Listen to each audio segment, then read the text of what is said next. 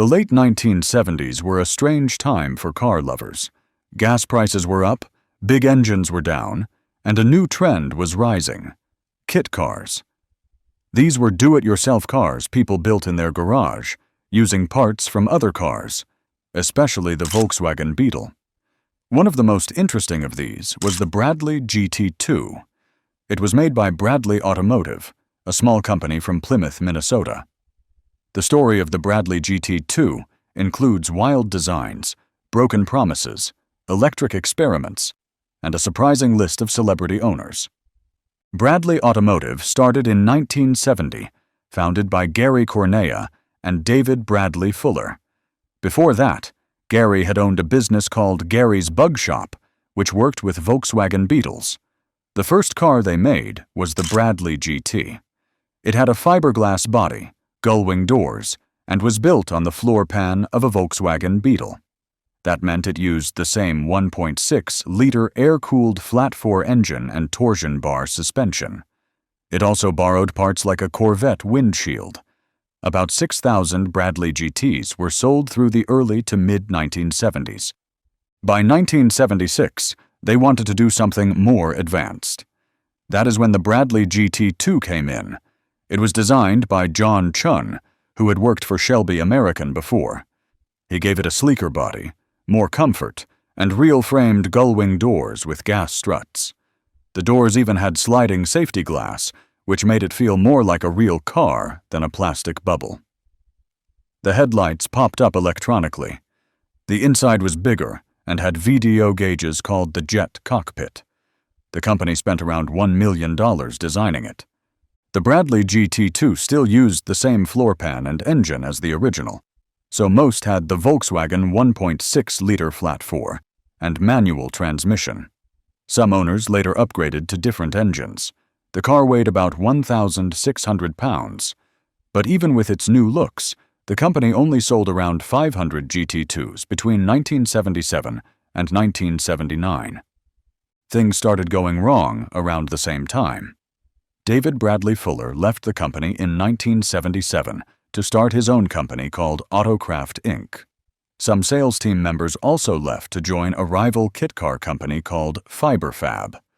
Customers began complaining that their kits were late or missing parts. Some even stood outside the company's building with protest signs. By 1980, Bradley Automotive filed for Chapter 11 bankruptcy. The company tried to make a comeback by creating an electric car called the GTE. It looked like the GT2, but used an electric motor made by General Electric called the Tracer 1. It had 16 6-volt lead-acid batteries and another 12-volt battery for accessories. It could switch between two drive modes, a 96-volt boost mode for more speed, and a 48-volt cruise mode for longer range. It could go from 0 to 30 miles per hour in 8 seconds. The GTE weighed about 2,900 pounds. Only about 50 were made. In 1981, the company changed its name to Electric Vehicle Corporation, but it did not help. They were soon charged with fraud and had over $2.5 million in debt. That was the end of Bradley Automotive. Still, some owners like comedian Jeff Dunham and even singer Liberace owned Bradleys. Today, the GT2 is rare. Many of its special parts, like the glass and door frames, are hard to find. If you want one, be ready to get creative, just like the people who built them in their garages 40 years ago.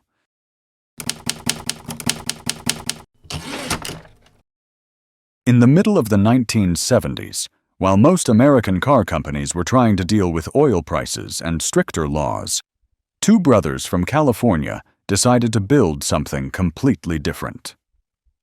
Brad Levette and Tim Levette started a small car company called Manta Cars in Santa Ana, California.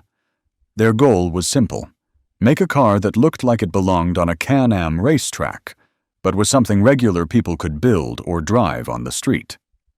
What came out of their garage was called the Manta Mirage, a wild mid-engine machine that looked like a race car, sounded like a muscle car, and weighed less than a compact car. But there is more to this car than just flashy looks and fiberglass. The Manta Mirage was first introduced in 1974. It stayed in production until around 1986, though some sources say people continued building kits as late as 1991. It looked like a McLaren M8 from the Can-Am racing series. Its body was made of fiberglass, and underneath was a strong tubular steel space frame chassis. It had gullwing-style doors, or sometimes even a full canopy that lifted up. Pop-up headlights were included, because nothing says 1970s sports car, like headlights that rise from the hood like toast from a toaster. The Mirage was designed to use V8 engines, mostly from Chevrolet. The most common engines were the Chevy 327, 350, and 383 cubic-inch small blocks. Some even used the huge 454 and 460 cubic-inch V8. A few builders put in Ford or Buick engines, just in case the Chevy V8 were not loud enough. The engines were mounted behind the driver in a mid-engine layout and were usually connected to a Corvair transaxle using a Kellmark adapter. Some owners later switched to custom racing transaxles to handle the power, especially when horsepower got over 400. Weighing around 1,900 pounds, the Mirage was very light. With that kind of weight and all that power, it could easily outrun many factory-built sports cars. The suspension was fully independent front and rear, and all four wheels had disc brakes. The steering was rack and pinion, giving it sharp handling, at least on smooth roads. It was not very comfortable, though. The cockpit was small, and taller drivers might feel like they were wearing the car rather than sitting in it. The Mirage was sold both as a kit and a finished car. Manta cars sold somewhere between 750 and 1,000 units during its production run. People could either buy a completed car or build it themselves in their garage with some instructions and a lot of patience. A few owners spent decades perfecting their builds. One builder shared his story in a magazine, saying he worked on his Mirage for over 40 years, using a Chevy 350 V8, Corvair 4-speed gearbox, Wilwood clutch, and a custom oil pan from Kevco. The Mirage even had a role in the original Gone in 60 Seconds movie from 1974. One of the 48 cars stolen in the film was a Manta Mirage. It was one of the few kit cars to appear in a Hollywood film during that time. Today, the Mirage has a small but dedicated group of fans. In Europe, only about 10 are known to exist. The Manta Mirage was not the most polished car. It did not have power windows, cup holders, or air conditioning. But it did have personality. It looked like a race car, sounded like a thunderstorm, and could make a simple trip to the grocery store feel like a lap at Le Mans, assuming you could fit groceries in the trunk, which you probably could not.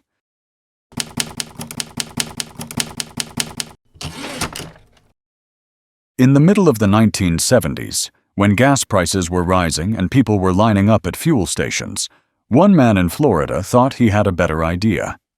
His name was Bob Beaumont. He was not a famous inventor or an engineer at a big car company. He was actually a former Chrysler dealer who lived in Sebring, Florida. Bob looked at the rising cost of fuel and thought, what if we just didn't need it at all? Instead of waiting for someone else to figure it out, he decided to build an electric car. That idea became the Sebring Vanguard city car. It looked like a boxy little triangle on wheels and was about the size of a large golf cart. It was small, strange-looking, and it made people turn their heads, not always in a good way. But it worked. It was one of the first electric vehicles made in America that you could actually buy and drive on public roads. Bob worked with a designer named Jim Muir to shape the city car and make it ready for the real world. They showed the first version in 1974 at the Electric Vehicle Symposium in Washington, District of Columbia. The earliest model was called the SV36. It used 6 6-volt batteries to make a 36-volt system. It had a 2.5 horsepower General Electric motor and a top speed of about 28 miles per hour. The range was around 30 to 40 miles, depending on how hard you pushed it. People joked that it was like driving a hairdryer with doors. In late 1974, they improved it and made the SV48. This time it used 8 6-volt batteries for 48 volts and had a 3.5 horsepower motor. It could hit almost 40 miles per hour. The later models included things like sliding windows and better brakes. The 1976 version, often called the transitional city car, even came with a heater and vents. That may not sound like a big deal, but when your car is basically a plastic box with 2 seats, heat matters a lot.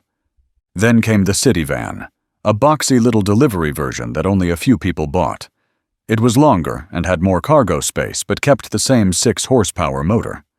The last version, after the company went bankrupt, was the commuter car, made by Commuter Vehicles Incorporated. It had a stronger 6-horsepower motor and used a similar design to the city car. Some of these vehicles even ran on 72 volts and had solid-state controllers added in the early 1980s. The body was made from Sickalac plastic and flat glass. The frame was welded aircraft-grade aluminum. The brakes were originally disc in the front, but later switched to drum brakes all around. The top speed was around 38 miles per hour. The total weight was about 1,303 pounds. It could carry around 12 cubic feet of cargo space. It was not fast, but it was legal, and for some people, that was enough. Between 1974 and 1977, about 2,300 city cars were built. After the bankruptcy, another 2,144 commuter cars and commuter vans were made. That total of around 4,444 vehicles made it the most produced electric car in America until the Nissan Leaf showed up many years later. At one point, Sebring Vanguard was the 6th largest automaker in the United States, behind General Motors, Ford, Chrysler, American Motors, and Checker. Bob Beaumont kept chasing the dream of electric vehicles long after city car ended. In the 1990s, he worked on another car called the Tropica. He passed away in 2011, but his odd-looking little box on wheels helped start something much bigger. It was not perfect. It was not pretty. But it got people thinking about electric cars in a time when most were still laughing at the idea. Sometimes, all it takes is a man, a mission, and a very slow car.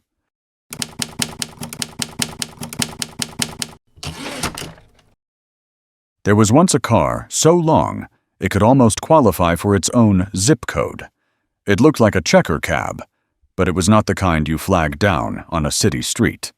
Between 1970 and 1977, a company in Kalamazoo, Michigan, called Checker Motors Corporation, built something different. It was not sleek, it was not fast, but it was very long, very boxy, and very good at one thing: carrying lots of people. They named it the Checker Arabus. The name sounded like it might fly, but it never left the ground. Checker Motors was not trying to compete with Chevrolet or Ford in the showroom. They were in the business of building workhorses, especially for fleets and taxi companies. The Arabus was based on another Checker car called the Marathon. While the Marathon was usually used as a cab, the Arabus stretched the idea to its limit, literally. These cars were designed to carry between 9 and 15 passengers. Some versions had up to 9 doors on the sides. That is more doors than most houses. There were 2 body lengths. The short wheelbase version was 154.5 inches between the front and rear axles. That one could carry 9 people. The long wheelbase was 189 inches. That one carried 12 passengers plus room for luggage. The longest version ever made, called the Arabus 15, was so big that it reached 270 inches in overall length. It was 22 feet 6 inches long and weighed about 5,305 pounds. The turning circle was 66 feet, which meant you needed an airport runway just to park it. The early Arabus models used a Chrysler A318 engine. This was a 5.2-liter V8 engine that made around 190 to 200 horsepower. Starting in 1965, Checker switched to Chevrolet engines. First came the 327 V8. It made about 185 horsepower. In 1969, The engine changed again to a 350 V8. That one had 200 horsepower, but by 1974, changes to emissions rules dropped that to about 160 horsepower. Most of the cars came with automatic transmissions. Manual transmissions were rare. Some had power steering and power brakes, especially later versions. Checker even thought about making special versions. One was called the Convoy. It was like a rolling jail cell, meant for transporting prisoners. There was a metal partition and a guard seat. It never really went into full production. There was also an ambulance version, but that one did not make it past a sketch. The Arabus 15 was supposed to be a kind of limousine, but it had less room for luggage, which made it less useful. Only about 3,568 Arabuses were built in total. The short wheelbase version stopped in 1969. Station wagons ended in 1974. The Arabus 15 came back briefly, but by 1977, it was gone for good. Checker stopped making all cars in 1982. Today, the Arabus sometimes shows up at auctions or car shows. A few have been restored with new paint and fancy interiors. One example from 1970 had a 327 V8, an automatic transmission, and black paint. It was listed for about $23,000. The Checker Arabus never became a household name. It was too big, too strange, and too much of a niche vehicle. But for anyone who needed to move half a baseball team in one trip, it was probably the perfect solution. And if nothing else, it made parallel parking a real adventure.